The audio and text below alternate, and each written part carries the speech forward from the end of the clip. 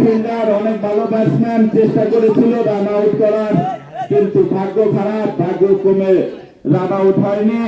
আবারও বল করছেন নারায়ণ, নারায়ণের বল আর রিমন।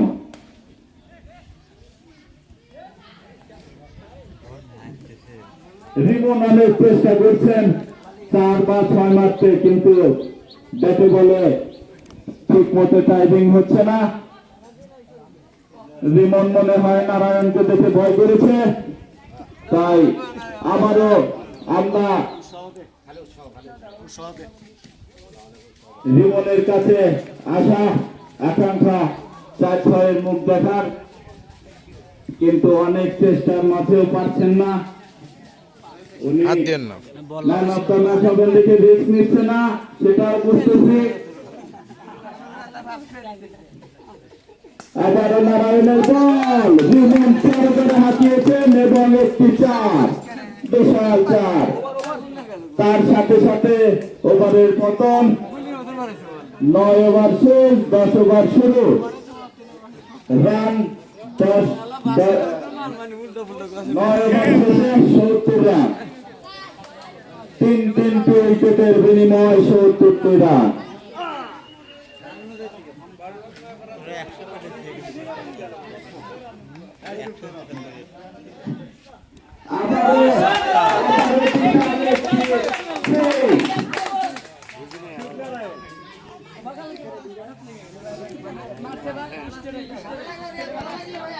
বল সেই কুখ্যাত বল নুরুল হুদার বলে, ওদিকে রিয়াজ একটি 6 মেরেছে, আবারও নুরুলের বল, রিয়াজ অনেক ঠান্ডা মাথায় ঠেকিয়ে দিয়েছে। এই দুটি জুড়ি অনেক ভালো হয়েছে, রিয়াজ এবং রিমন। আশা করি আমাদের আন্তর্জাতিক কৃতি সন্তান রিমন অনেক ভালো খেলবেন। আমাদের রিয়াজের ব্যাটে 4।